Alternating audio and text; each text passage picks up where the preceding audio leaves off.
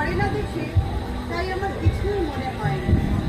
পরে বিনু অফিসে আর বিনতি ইউনিভার্সিটিতে বেরিয়ে গেলে খেয়াল হয় উনি তো এখনো ফেরেননি।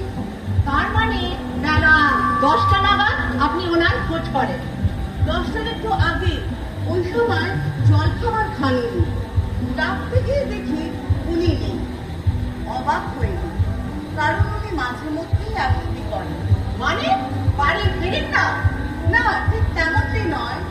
সকালে বেরিয়ে হয়তো সন্ধ্যায় ফিরলেন। বাণী চরিত্র।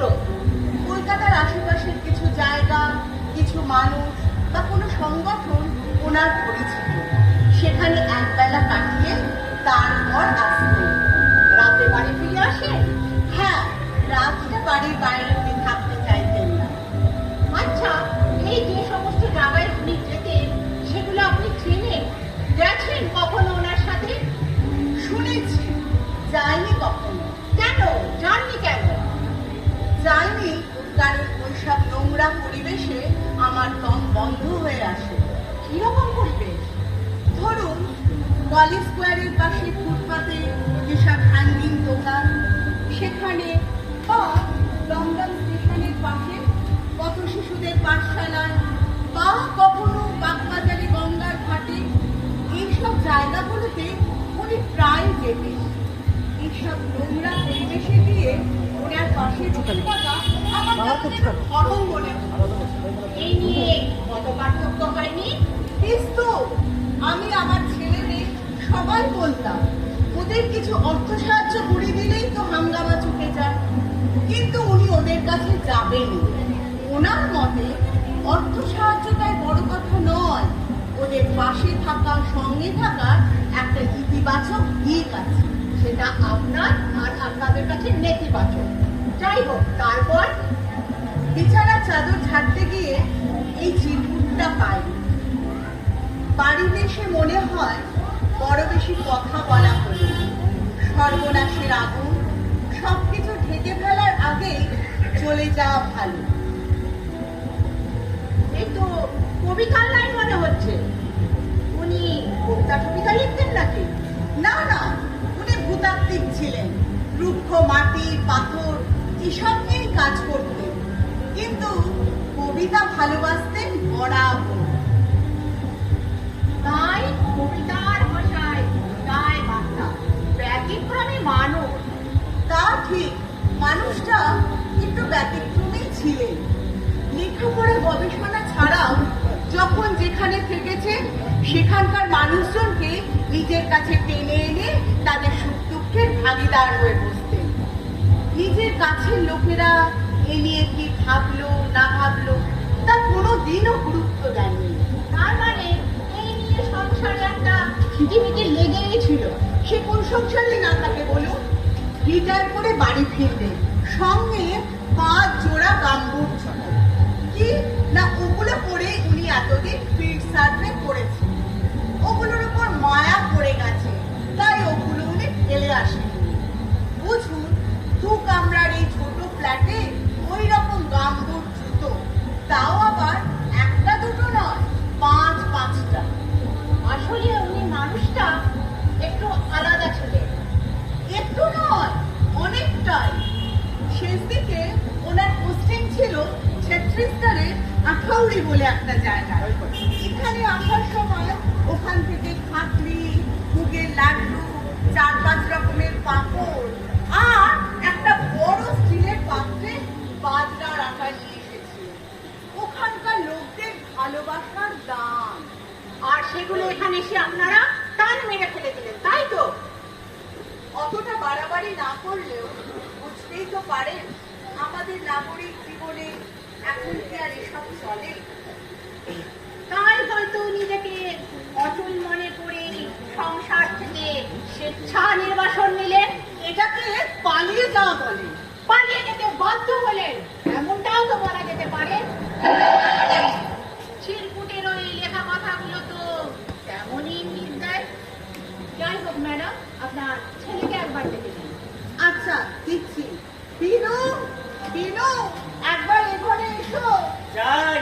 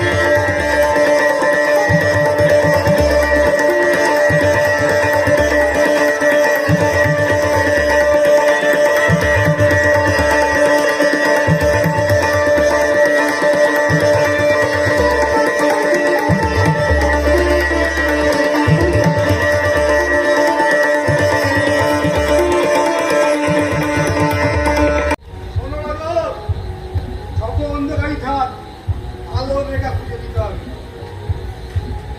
তোমার বিবেকে গায়ে তো তুমি পরিষ্কার। কি ভাগ্যের কথা বলছো? শোনো, ভাগ্যে যদি কারোর ভূমিকা থেকে থাকে সেটা তোমার, একমাত্র তোমার। চিন্তাটা সোজা করে দাঁড়াও, আশাটা তুমি ঠিকই উল্টে দিতে পারবে। আরে চিন্তাহীন সরীসৃপের মতো বেঁচে থাকা কি জীবন? আমি বলছি এই রিপোর্টের শেষ প্যারাগ্রাফ তুমি লিখবে। গাড়ি থেকে সরে আসো না, জয় কুমার হবেই হবে। কাকে এত জ্ঞান দিলে? আরে রজ, ও তো এখন আমার পোস্টেই প্রমোশন পেয়েছে, আর ঠিকাদাররা এখন ওর উপর চাপ সৃষ্টি করছে। তা ও তো বিচলিত হয়ে আমাকে ফোন করেছিল, কারণ হচ্ছে আমি থাকা সময় ঠিকাদাররা কোনো কিছু করেনি। আমি একটু সাহস দিলাম। বোকার টনিক, এটাই দরকার হয় মরার বুঝটা।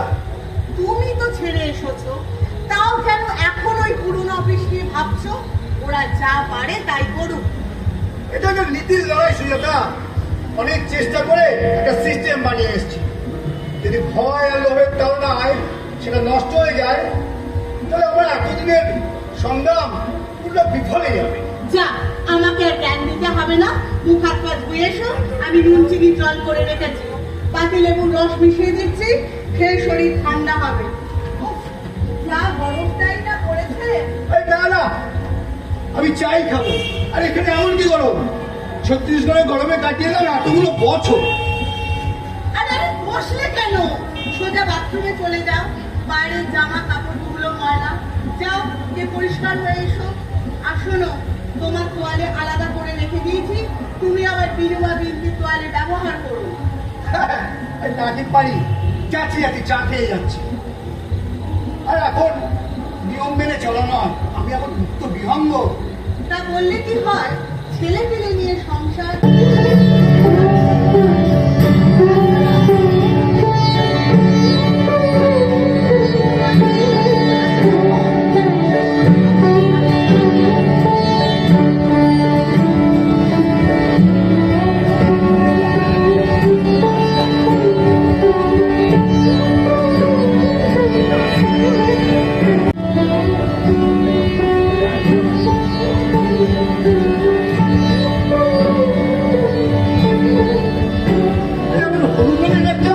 এখানে তো ছিল। ও ঘরে আল্লাহর পাশে রেখে দিয়েছি। ওখানে ওখানে দুর্মূল্য পাথর আছে। ওই নোংরা পাথরগুলো ওগুলো ফেলে দিয়ে ব্যাগটা আমি পরিষ্কার করে রেখে দিয়েছি। ওখানে রেখে এলে আর কি জানাই খাবার চুলের মাঝেন আসছে, রান্না চুলের কলম আর বেসন সব ফেলে দিলে। আবর্জনা পরিষ্কার করেছি। ওগুলো আবর্জনা নয়, সুরেখা। ওই রুক্ষ প্রকৃতির মাঝে উষ্ণ ভালোবাসা, আমার সারা জীবনের সংগ্রহ তুই ফেলে দিলে। ওই পাথর দিয়ে নাড়াচাড়া করাটা না তোমার একটা নেশা হয়ে গেছে। নেশা লেগেছে তোমার চোখে, আর ঘোর লেগেছে তোমার মনে। তাই ওগুলো ফেলে দিয়ে নেশা মুক্ত করতে চেয়েছি তোমাকে, বুঝলে? কোনটা বড় খারাপ হয়ে গেল সুজাতা? আমার এতদিনের সাথী, ওদের নিয়ে তো আমার সংসার। এবারে এই সংসারের দিকে একটু নজর দাও। আমাদের আড়ালে রেখে আর কতকাল ওই রুক্ষ মাটি বালি পাথরের সঙ্গে সংসার করবে? বলি, চাটা কি ঠান্ডা করে খাবে নাকি আবার বানিয়ে আনবে? ওখানে ছিল চৈত্ররাতের আকাশ জুড়ে সতেজ তারার গল্প ছিল। আধার ছিল কাস্তে চাঁদের চন্দ্রমায়ার। ব্যাগবন্দি ওই পাথরে তোমার জন্য গল্প ছিল। সই এই বলুন না, আমরা দুজনে পরস্পরের কেন হই? আমার না কাপড় শোনার সময় নেই। আমাকে ভাত বসাতে হবে, ছেলে মেয়েগুলো বেরোবে। আমি আবার চা করে দিয়ে যাচ্ছি।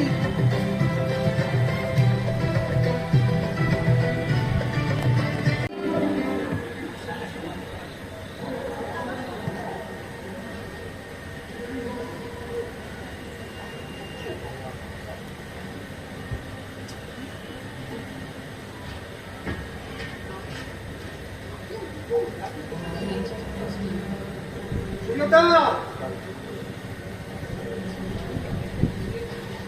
কি নিয়ে ওই গরম গরম সিঙ্গারা, কচুরি আর আলু দিয়ে ছোলার ডাল। এসব কে খাবে? দাও দাও, গরম গরম সবাই মিলে খাই। আর শোনো, চাটা কিন্তু আজকে আমিই বানাবো, দুধটা ঘন করে মালাই চা। ওরা চা খায় না। আজকে আমি বানাবো 36 চা। আর ওদেরকে জোর করো না। আরে আজকে পার্কে চায়ের আড্ডার পর নন্দীরা, চৌধুরীরা, বিমানবাবুরা প্রত্যেকে ওই ঘড়ির দোকানে 2 প্লেট করে গরম গরম কচুরি আর আলুর তরকারি খেয়ে আমাকেও বলছিলেন, কিন্তু আমি বললাম না, একা না খেয়ে বরং বাড়িতে নিয়ে যাই, সবাই মিলে রবিবারের সকালে জমিয়ে খাওয়া যাবে। আমি ওসব খাবো না। রবিবার সকালে আমি পাস্তা খাই। রবিবারে আমি পোহা খাই, মা জানে। এসব ভাজাভুজি খাবার ওরা খায় না। আরে একদিন নয় নিয়ম ভাঙা হলো, বাবা হাতে করে নিয়ে এসছে, একদিন খেলে কি মহলে অসুস্থ হয়ে যাবে? ছেলে মেয়ে বড় হয়ে গেলে না, তাদের উপর জোর করে নিজের মতামত চাপাতে গেলে তারা শুনবে কেন? কবে আসো, আমি তুমি দুজনে মিলে সদ্গতি করি। মনে আছে বারুইপুরে রবিবারের সকালবেলা সোনু কাকা যখন গরম গরম কচুরি আর আলুর তরকারি নিয়ে আসতো, বাবা, মা, তুমি, আমি কি আনন্দ করে খেতাম। হুঁ, আবার সেই পুরনো কাসুন্দি। তুমি খাবে তো? আমি পুজো না করে কিছু খেয়েছি, দেখছো তো এতদিন। আর দেখছি তো অনেক কিছুই। রিটায়ারমেন্টের পর অনেকেই বলেছিলেন এক্সটেনশন দিয়ে নিতে, ডিরেক্টরও বললেন কনসালটেন্ট হিসেবে কাজ চালিয়ে যায়, কিন্তু আমি বললাম না, এবার ছুটি, অখণ্ড অবসর, ছেলে মেয়ে বউ নিয়ে জমজমাটি সংসার। কিন্তু বাড়ি ফিরে চারটে প্রাণী, তুমি হয় রান্নাঘর, ঠাকুরঘর অথবা টিভি সিরিয়াল। বিনিবিন্দি বাড়িতে থাকলে মোবাইল ল্যাপটপ নিয়ে ব্যস্ত, অথবা বন্ধু বান্ধবদের সঙ্গে আড্ডা। সুযোগ পেলে নিউজ চ্যানেল সরিয়ে দিয়ে হলিউড বলিউড সিনেমা দেখা। একসঙ্গে যে ছেলে মেয়ে নিয়ে একটা আড্ডা বা কোনো জিনিস নিয়ে আলোচনা, তার কোনো প্রশ্নই ওঠে না। আমরা এইভাবেই অভ্যস্ত বাবা, ওই নিড প্রাইভেসি আর আড্ডা দেওয়ার নামে। তোমাদের ছেলেবেলায় তোমরা কি করতে? ছত্তিশগড়ে, আধারাগুড়িতে কুলি কামিনদের ছেলে মেয়েদের আর বুড়ো বুড়িদের গল্প গাছা আমার ভালো লাগে না। Please don't ইন্ট্রুড into my privacy. আরে প্রাইভেসি, প্রাইভেসি মানে মোবাইল ল্যাপটপ প্রাইভেসি মানে ঘরের দরজা বন্ধ করে দিয়ে ডিনারের প্লেট ডাইনিং টেবিল থেকে তুলে নিয়ে ঘরের দরজা বন্ধ করে দেওয়া। ওরা বড় হয়েছে, নিজেদের মতো থাকতে দাও ওদের। তাছাড়া সংসারে একসঙ্গে থাকলে একটু মানিয়ে নিতে হবে। আরে মানিয়ে নেওয়া, মানিয়ে নেওয়া এক পক্ষ থেকে হয়, মানে নিজের সংসারে মানিয়ে নেওয়া। তা তুমি তো বড় ওটার সঙ্গে ছিলে, তুমি এই সমস্ত উত্তর তো শিখলো কি করে? সকাল সকাল বাড়িতে হচ্ছে নাকি? এত চিৎকার চেঁচামেচি কিসে? যত ঝামেলা শুরু হয়েছে বাড়িতে। এই তোমরা এভাবে কথা বলছো কেন? তোমার অসুবিধা হচ্ছে কি? আরে অসুবিধা তো আমার হচ্ছে না, অসুবিধা হচ্ছে তোমাদের সবাইয়েরই, আমার জন্য। আবার যাচ্ছ কোথায়? ওই ঝুবড়িতে দক্ষিণী আর বাবুলালের ছেলে মেয়েদের দিয়ে আসি বলেন, এটা ওরা তৃপ্তি করে খাবে। আমার হয়েছে না যত জ্বালা।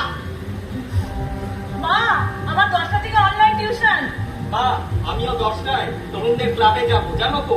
হ্যাঁ হ্যাঁ, জানি জানি, হচ্ছে হচ্ছে, সব ব্যবস্থাই হচ্ছে। এই বয়সে এসে না আমি আর সামলাতে পারছি না, কাকে রাখি আর কাকেই বা ছাড়ি।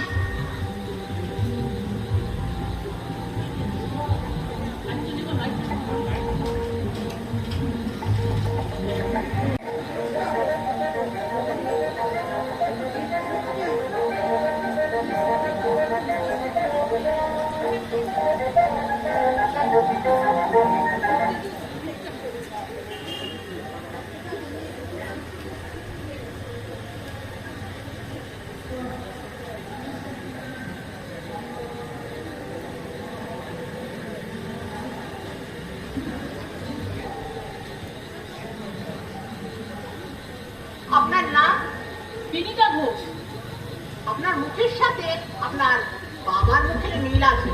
আছে বুঝি? আমি কিন্তু বুঝতেই পারি না। বুঝতে পারেন না, না বুঝতে চান না? আমি আমার কথাটা বললাম, আপনি যা খুশি মনে করতে পারেন। আপনার এই জেদটাও কিন্তু আপনার বাবার থেকেই পাওয়া। প্লিজ, আপনি যা জানতে চান বলুন। ছোটবেলায় বাবাকে মিস করতেন না? তেমন ফিল করি। স্কুলে প্রেজেন্ট টিচার্স মিটিং এর দিনে অসুবিধা হতো না? মা যেতেন তো। ছোটবেলায় বাবার কর্মক্ষেত্র দেরাদুনে গিয়েছিলেন, মনে পড়ে সে কথা?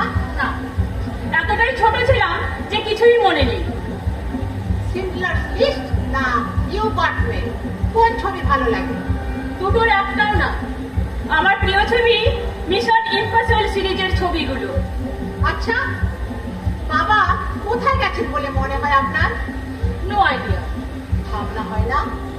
যে লোকটা আমাদের নিয়ে কোনোদিন কোনো কিছু ভাবলো না, তাকে নিয়ে ভাববো কেন? তো আর তাছাড়া উনি চাইতেন না ওনাকে নিয়ে আমরা ভাবি। তবু বাবা নিখোঁজ। নিখোঁজ থেকে হয়তো উনি অন্য কোনো খোঁজে আছেন। কিরকম? একদিন আমাকে বললেন, যাবি নাকি মামুনি আমার শৈশবে দেখা সেই পূর্ণিমা রাত দেখতে? উঠোনে মাধবীলতা, মাঝরাতে আকাশ ভর্তি তারা ঝলমল করছে, আর লক্ষ্মী পেঁচার ডানার শব্দে অলৌকিক সুর মূর্ছানা। তারপর বলে উঠলেন, জয় জ্যোতি, জয় প্রাণ জ্যোতি, জয় সুন্দর, জীবনের প্রতি নাও অনুগতি প্রাণ হোক। নিশ্চিত পারছেন? আমার কেমন পাগল পাগল মনে হলো। তাহলে বাবার নিরুদ্দেশ সময় তেমন কোনো কষ্ট নেই আপনার? না, ঠিক তা নয়। আমার মনে হয় উনি নিজেই কোথাও গিয়েছেন, আবার ফিরে আসবেন। কার টানে? কিসের টানে? হয়তো নিজের টানে। এসব লোকেরা নিজেকে খুব ভালোবাসে, আর যেখানে চাকরি করেছে সেখানে প্রায় দেবতার আসনে নিজেকে বসিয়েছিলেন। আর এখানে এসে আপনাদের কাছে অসুর হয়ে উঠলেন। নিষ্ঠুর দেবতা, যিনি শুধু মান্যতা চান, কিন্তু কেন তাকে মান্যতা দেব তা তিনি ভাবেন না। যতদূর জানি আপনার দাদা চাকরি পেয়েছে এই কিছুদিন হলো। তার আগেও অবধি আপনাদের এই ফ্ল্যাট আপনার দাদার পড়াশোনা, সংসার নির্বাহ করার সমস্ত টাকা দিয়ে দিয়েছে।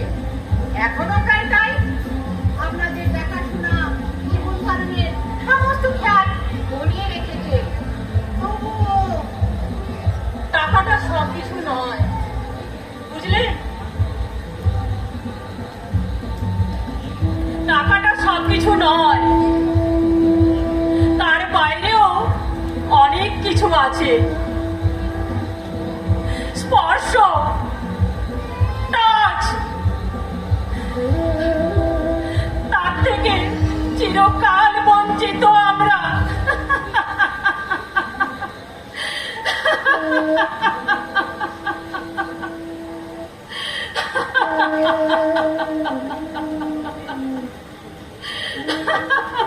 sorry.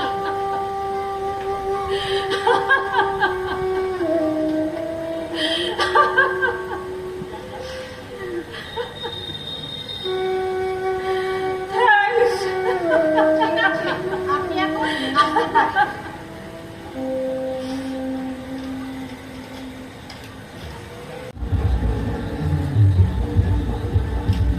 দেখি জেঠু, তুমি এখানে বসে কি করছো? কোনো কাজে এসেছো? না রে, কোনো কাজই নয়। আমার এক বন্ধু বললো কয়েকদিন ধরে আমার সঙ্গে দেখা করতে চায়, তো উনি বলেন ব্যাংকে আসবেন, তাই ওনার জন্য অপেক্ষা করছি। কিন্তু তুই এখানে কি ব্যাপার? তোর কি ব্যাংকে অ্যাকাউন্ট আছে? কি যে বলো, আমার ব্যাংক অ্যাকাউন্ট হাসালে। কবে এখানে কেন? এমনি, আরে এমনি মানে? আমি তো এই ব্যাংকে কাজ করি গো। ওই আগে তো বলিসনি। বলিনি, ভেবেছিলাম তোমাকে সারপ্রাইজ দেব। এই মাসেই জয়েন করেছি। আসলে মায়ের অসুস্থতার সময় মায়ের সবজির ব্যবসাটা বন্ধ হয়ে গেল। আমার পক্ষেও সম্ভব ছিল না মাকে ছেড়ে ব্যবসায় মন জানো সবই। এই একটা মাস যে কি করে আমাদের কেটেছে জেঠু, ভাবলে শিউরে ওঠে। তা আমার কাছে এলি না কেন? তুমি আর কত করবে বলো তো? মায়ের অসুস্থতার সময় যেভাবে আমাদের পাশে দাঁড়িয়েছিলে তা কি কোনোদিনও ভুলতে পারবো? সে জানো, এই ব্যাংকে ক্লারিক্যাল পোস্টে একটা পরীক্ষা দিয়েছিলাম সেই 6 মাস আগে। হঠাৎ আগের মাসে অ্যাপয়েন্টমেন্ট লেটার পেলাম, চাকরিটা আমার হয়ে গেল। ও আমি কি যে বলবো খুশি তোমার হয়েছি রে, জেঠু। আমি খুব খুশি হয়েছি। আমি চাই তুই আরো আরো বড় হ। এই এখানে নয়, এখানে তোর অফিস। তাতে কি আছে? তোমার কাছে যা পেয়েছি তার প্রতিদান দেওয়া আমি ভাবতেও পারি না। বারবার প্রণাম করলেও সেই ঋণ আমি কোনোদিনও শোধ করতে পারবো না। তা সে তো বুঝলাম, তোর মা এখন কেমন আছে? খুব একটা ভালো না জেঠু, বুঝতেই তো পারছো, অভাবের সংসার। দুবেলা খাবার জোটাবো নাকি মায়ের চিকিৎসা করাবো? এই কাঁদবি না বলছি। তুই এখন নিজের পায়ে দাঁড়িয়েছিস, তুই এখন সোয়া থাকা, তোকে অনেক দায়িত্ব তোর ওপর। জানি জেঠু, চেষ্টা তো করছি। সেই 5 বছর বয়সে বাবাকে হারিয়েছি। তারপর থেকে মা কত কষ্ট করে আমাকে বড় করে তুলেছে, লেখাপড়া শিখিয়েছে, আদর দিয়ে যত্ন দিয়ে কোনোদিনও কোনো অভাব বুঝতে দেয়নি। আজ আমার সেই মা সোচ্চার নাই। তুই পারবি মাকে সুস্থ করে তুলতে, বুঝলি? জানি জেঠু, চেষ্টা তো করছি। ও হ্যাঁ, ভালো কথা, তুমি বাড়িতে কখন থাকো? ভেবেছি প্রথম মাসের মাইনে পেয়ে একটু তোমার কাছে যাব। আমার প্রথম কাজ একটু একটু করে তোমার ঋণ শোধ করা। এই চুপ কর, তোকে ওইসব নিয়ে ভাবতে হবে না। তোর প্রথম কাজ হচ্ছে ভালো করে চিকিৎসা করিয়ে মাকে সুস্থ করে তোলা। আর তাছাড়া আমি ওই টাকা ফেরত পাওয়ার জন্য দিইনি, অত ফেরত দেওয়ার কোনো প্রশ্নই নেই। এই দেখ, কোথায় কোথায় তোকে কত দেরি করিয়ে দিলাম। এই টিফিন করতে বেরোলি বলে তোর সঙ্গে দেখা হলো। যা যা টিফিন করে নে, তোর টিফিন টাইম তো প্রায় শেষ হয়ে এলো। ঠিক আছে জেঠু, চলি তাহলে। হ্যাঁ। টাটা। ঠিক আছে, শোন খবর। হ্যাঁ জেঠু, মাঝে মাঝে এসো না, একটু কথা বলা যাবে। হ্যাঁ, কোনো দরকার হলে অবশ্যই ফোন করিস, সেটাই বলছিলাম। ঠিক আছে। এই দেখো, একেবারে ভুলে গেছি। বলছি জেঠিমা, দাদা, দিদি সবাই ভালো আছে তো? হ্যাঁ, সবাই ভালো আছে। আমার ওই বন্ধু তো এলো না, চ আমিও যাই।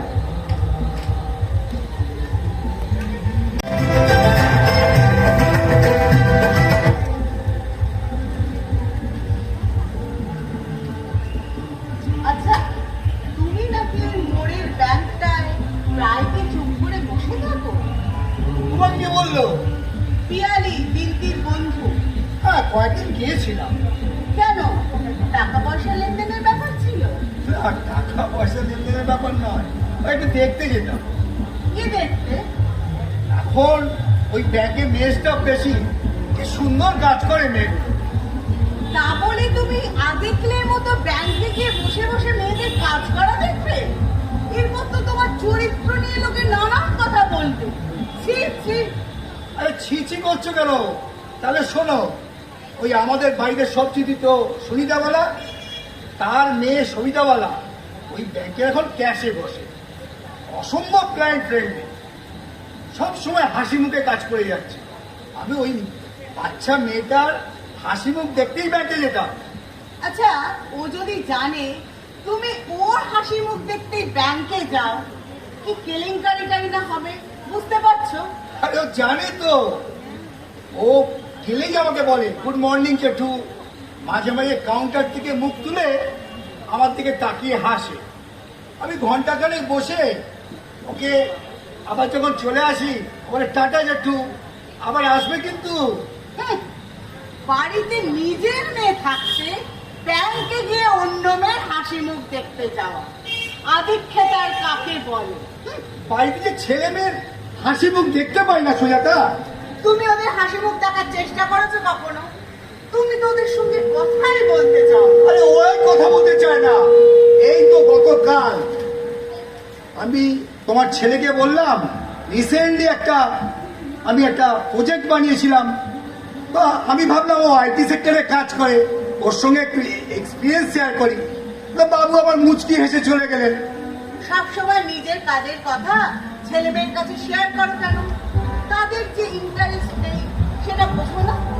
আরে সব বাবা মাই তার ছেলে মেয়ের সঙ্গে নিজের অভিজ্ঞতা ভাগ করে না, করে নাকি? আর এটা তো জন্মে যে সাধারণ মানুষের থেকে কিছুটা হলেও আমার অভিজ্ঞতা বেশি। ওরা বড় হয়েছে, নিজেদের ভাবনা আলাদা জগৎ হয়েছে। তুমি তো ওদের বেড়ে ওঠার সঙ্গী ছিলে না গো। হঠাৎ সেই বাবা সুলভ জ্ঞান দেওয়া না ওরা ঠিক মেনে নিতে পারছে না। কি নিয়ে না ওরা হাসাহাসি করে। আমার ভালো লাগে না গো। যে অসম্মান নেবে কেন? এ অসম্মান অসম্মান হচ্ছে তাহলে বুঝতে পারো তাহলে তো অসম্মানের প্রতিকার কি? স্বামীর মুখ বন্ধ করে দেওয়া, তা প্রতি পদে মনে করিয়ে দেওয়া যে ছেলে মেয়ের জীবনে তোমার কোনো স্থান নেই। বলি তুমি তো ওদের বেড়ে ওদের সঙ্গী ছিলে, ওরা এত উত্তর তো শিখলো কি করে? দয়া করে না তুমি আর সেন ক্রিয়েট করো না। ছেলে মেয়েগুলো এই বাড়ি ফিরেছে, এইসব কথাবার্তা শুনলে আবার অশান্তি শুরু হবে। ঠিক আছে, তবে আমি আমার খাঁচায় ফিরে যাই। পড়াবো তো ভাববো নিজেকে, কিন্তু কেন যে পড়াবো হলো তাই বুঝতে পারলাম না। সত্যি আমি এই যুগের পক্ষে একেবারেই অচল। বিনু, বিনতি, তোরা কিছু খাবি?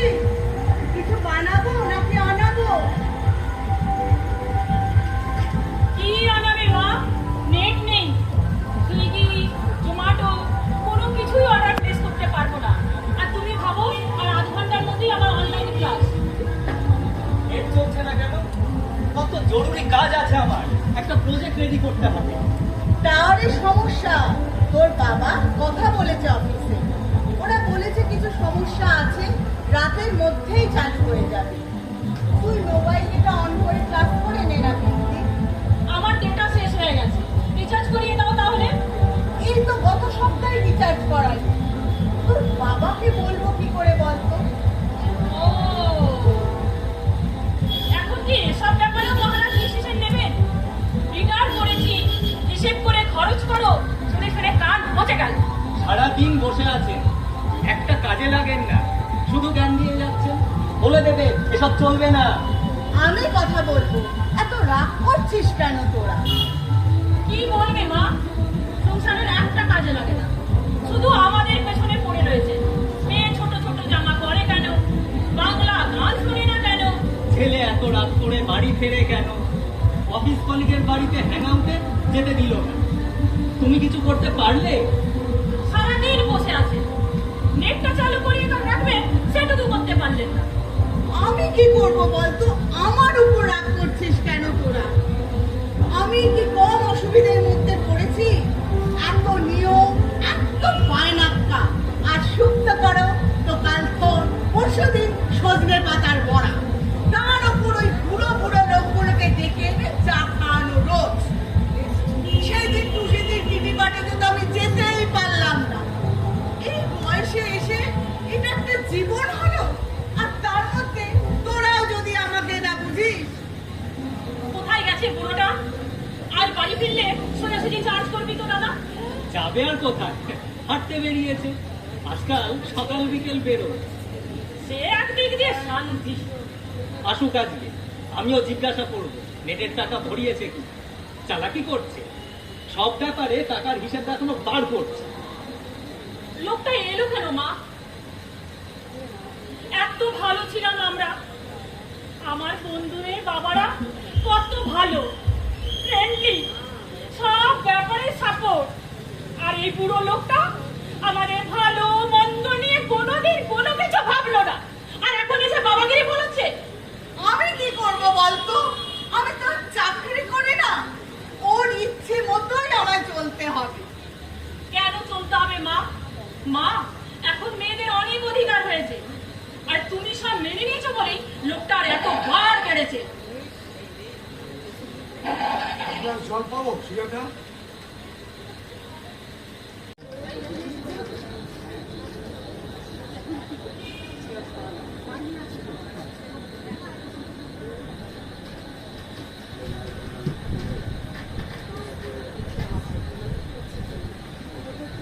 পরদিন সকালে উঠে দেখলেন উনি নেই।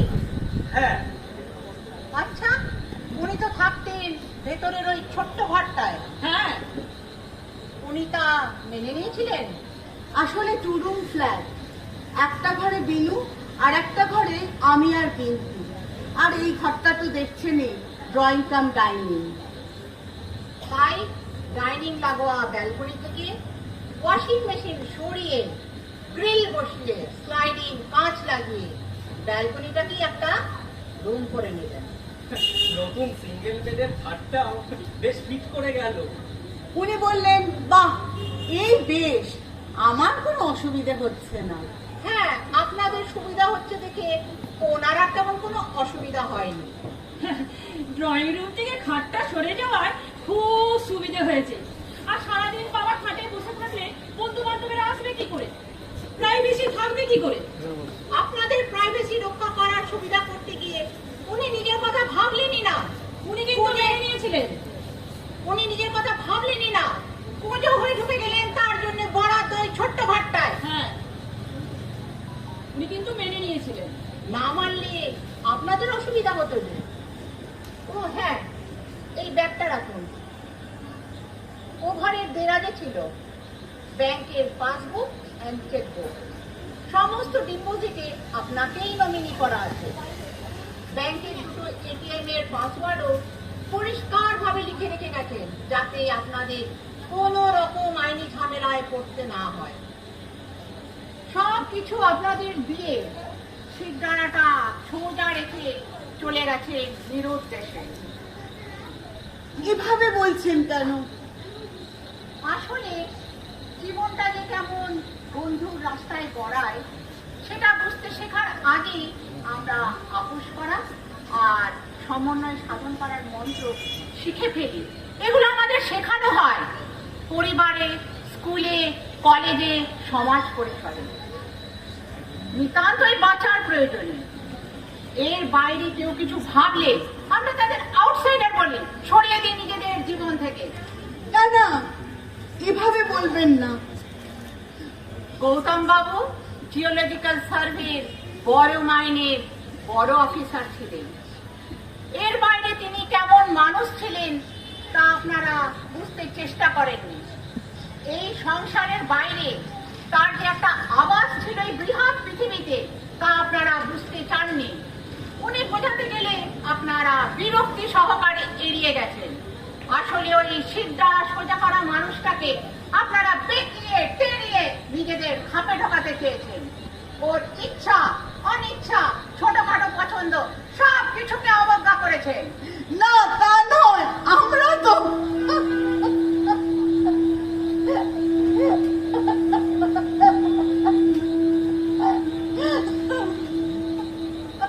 উনি যে দারুচিনি দিয়ে চা খেতে ভালোবাসতেন জানেন আপনারা?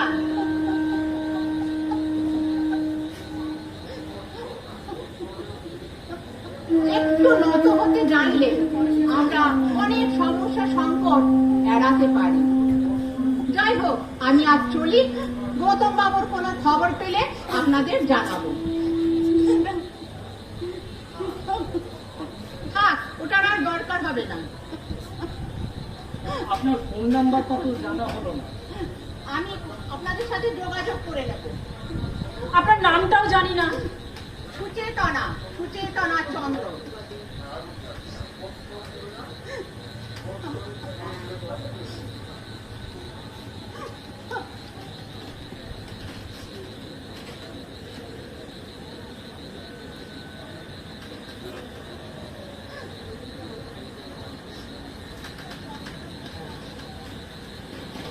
শোনো,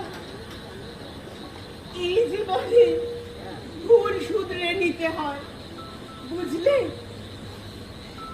একটু নত হতে শেখো সবাই, দেখবে জীবনটা অনেক সহজ হবে।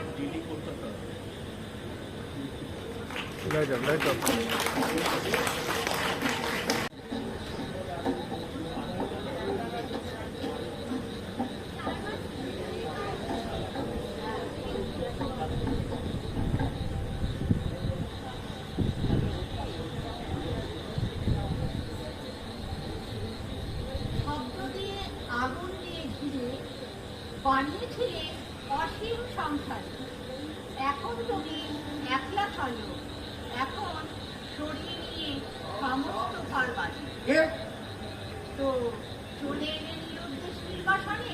হ্যাঁ, আমি কিন্তু নিষেধ করেছিলাম। সন্তানদের সুখের জন্য মনটা ছটফট করে উঠেছিল। ভেবেছিলাম নিজের ছেলেবেলা, নিজের যৌবনকে সন্তানের মধ্যে ফিরে পাবো, নিজের স্বপ্নগুলোকে, নিজের জীবনটাকে আবার সন্তানদের মধ্যে বপন করব। তাদের ছোট থেকে বড় হওয়া অবধি পাশে থাকবে না, তাদের সুখ দুঃখের আনন্দের মুহূর্তগুলো শেয়ার করলে না, অথচ ভাবলে বড়বেলায় তাদের মধ্যে গিয়ে তোমার স্বপ্নগুলো বপন করবে। অর্থ পাঠিয়ে স্বস্তি দিয়েছ, কিন্তু প্রাণ ছুতে পারনি। তোমার মেয়ে চিমটি ঘোড়ার মতো আর নোয়ানো যায় না, সেও বলে ফেলল স্পর্শ, ওরা তোমার স্পর্শ থেকে বঞ্চিত। আমি তাই স্বীকার করছি। সময় বন্ধু, সময় কিরম আজও ভালোবাসা, প্রতিপত্তি, সম্মান সবই সে খায়। তা কি করবে এখন এই উদ্ভূমি অঞ্চলে? মানুষের বাচ্চাগুলোকে পড়াবে? সে ভেবেই তো ফিরে এলাম। শোনো, তোমায় একটা গল্প বলি। বৃদ্ধ পর্বতের গল্প। পর্বত নিজেকে সর্বস্ব প্রমাণ করার আগ্রহ করে।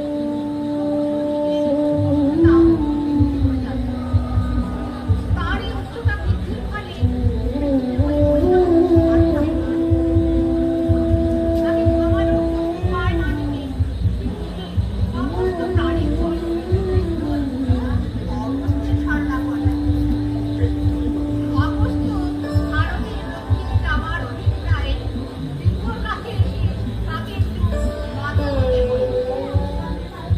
বৃদ্ধ আনন্দপূর্বক প্রণাম করে তার জন্য পথ করে দিলেন। অগস্ত্য খুশি হয়ে বৃদ্ধকে আশীর্বাদ করে বললেন, বৃদ্ধ, আমি ফিরে না আসা পর্যন্ত তুমি এমনই বিরত থেকো। বলে অগস্ত্য সেই যে দক্ষিণে চলে গেলেন আর ফিরলেন না। আমি তোমার মধ্যে অগস্ত্যকে দেখতে পাচ্ছি গৌতম। दादा तुरंत चल, हम सब बैठे हुए हैं, कहानी नहीं सुनाओगे क्या? যাও গৌতম, ব্যক্তি প্রতিমাকে সমষ্টির মঙ্গলে নিয়োজিত কর। ए दादा, तुम किससे बातचीत कर रहे हो? यहाँ तो कोई नहीं दिखाई दे रहा है, सिर्फ तू और मैं। চলো, তুমি আমাদের পড়াবে না? হ্যাঁ রে, তোদের পড়াবো, বন্ধুবাদের গল্প শোনাবো, সেই জন্য তো ফিরে এলাম। কি মজা, কি মজা। যা বুধুয়া,